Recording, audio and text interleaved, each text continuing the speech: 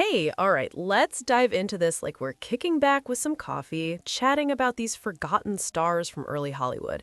The ones whose lives burned bright but fizzled out way too soon, leaving behind these haunting what if stories.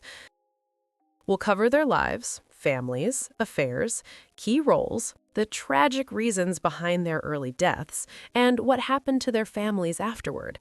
At the end, I'll wrap with their timeless voices, that lingering legacy. What's the matter with you? What's the matter with him?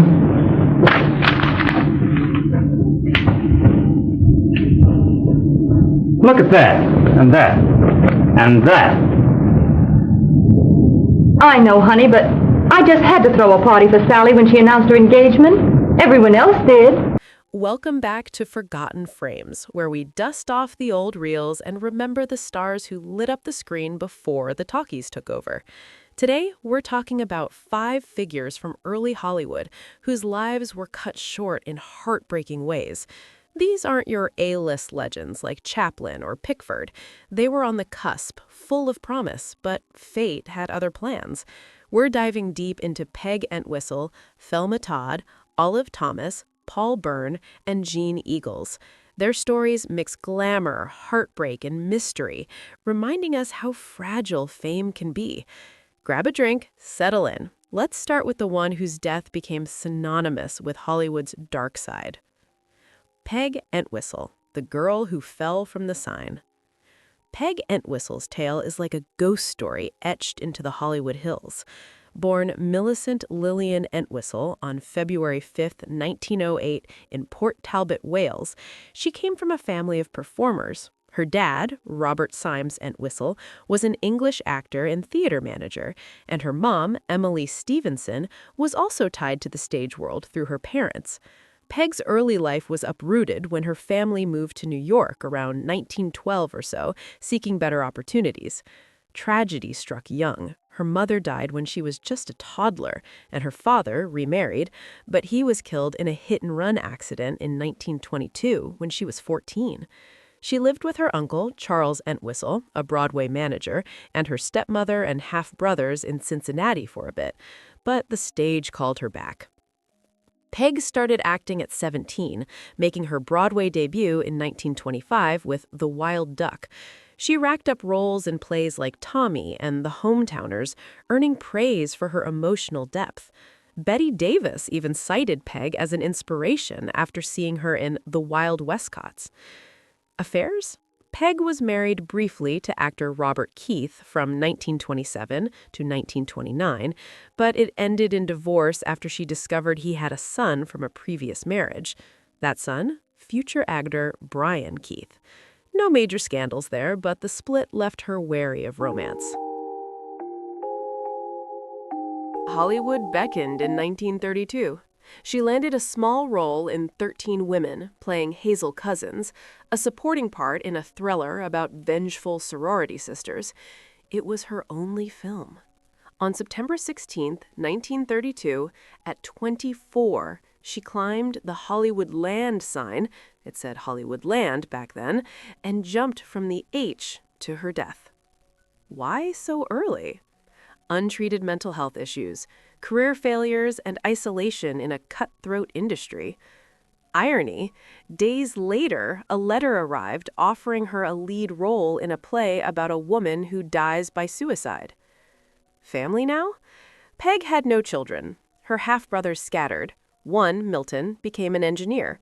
No prominent descendants today. Her legacy lives more in lore than lineage. She's buried in Cincinnati's Oak Hill Cemetery, a quiet end for a dramatic soul. Heartbreaking, right? Peg's jump turned the sign into a symbol of broken dreams. Now, let's shift to a blonde bombshell whose death still sparks conspiracy theories. Thelma Alice Todd, born July 29, 1906, in Lawrence, Massachusetts, was the epitome of 1930s comedy charm. Daughter of John Todd, a carpenter turned politician, and Alice Edwards, a homemaker, she had an older brother, William, who died young in an accident. Thelma trained as a teacher but won beauty contests, landing her in Hollywood by 1925. She starred in over 120 films, famous for teaming with Zasu Pitts and Patsy Kelly in shorts like One Track Minds. Her breakout? As the sassy foil in Marx Brothers' Monkey Business and Horse Feathers, where her wit stole scenes. Affairs were juicy.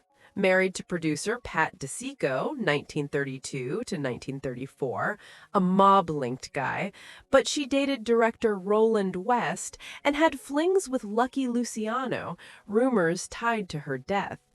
On December 16, 1935, at 29, she was found dead in her car from carbon monoxide poisoning in Pacific Palisades.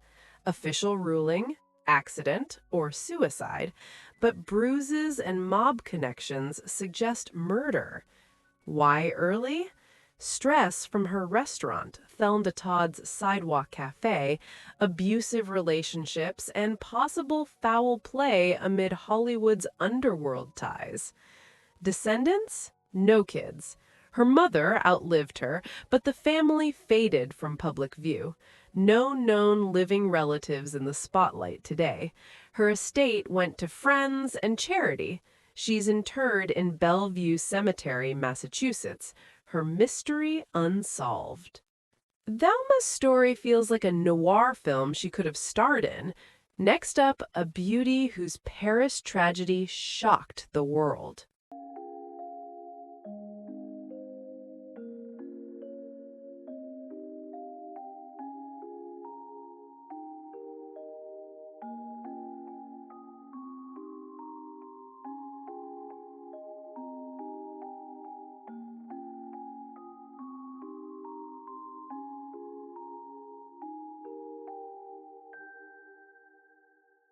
Olive Thomas, born Oliva R. Duffy on October 20, 1994, in Charleroi, Pennsylvania, rose from poverty to Ziegfeld glamour.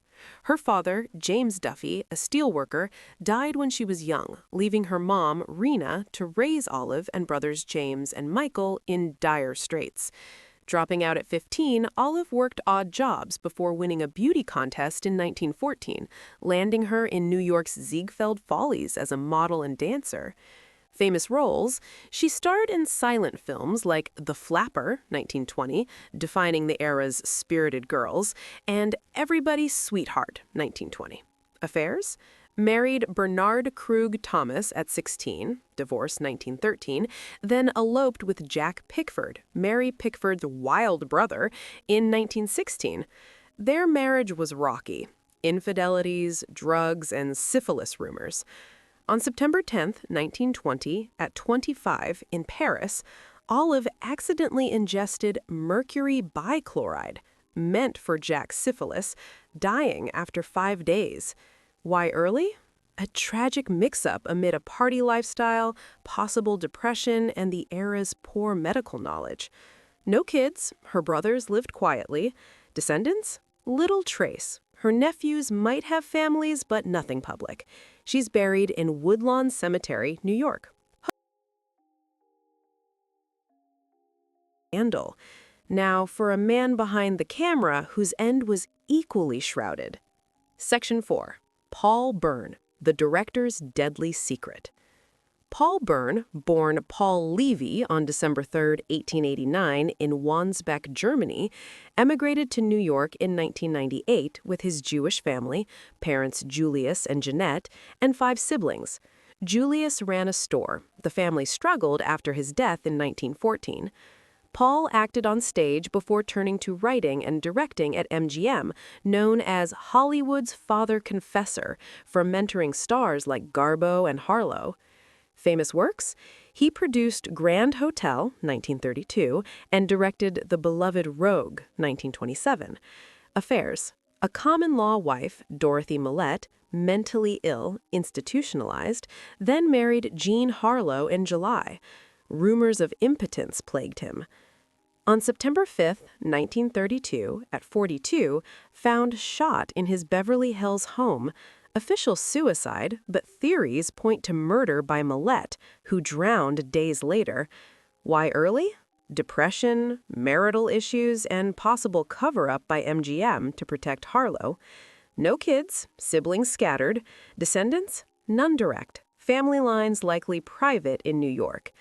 Buried in Inglewood Park Cemetery. Paul's death fed the tabloids for years. Finally, a stage queen who crossed to film too late. Section 5. Jean Eagles, the rain-soaked star.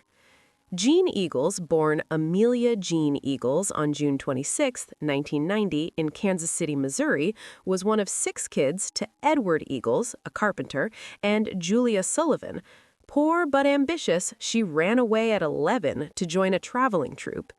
Broadway fame came with Rain, 1922, playing Sadie Thompson over 1,000 times, a raw prostitute-turned-redeemer role.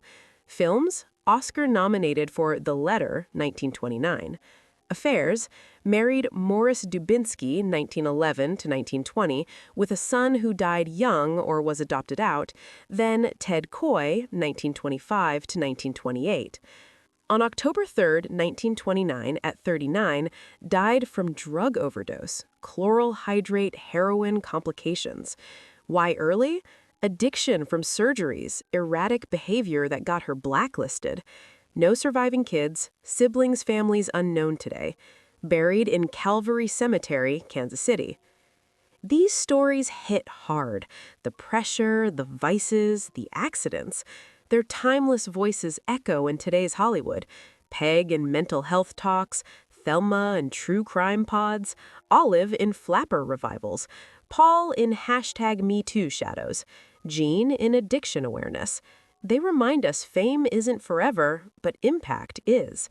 Let's honor them. Watch their films on archive sites, read bios like Paul Byrne, The Life and Famous Death, support mental health orgs like NAMI. Share their stories. Don't let them fade. Who's your favorite tragic star? Drop in the comments. Until next time, keep the reels rolling.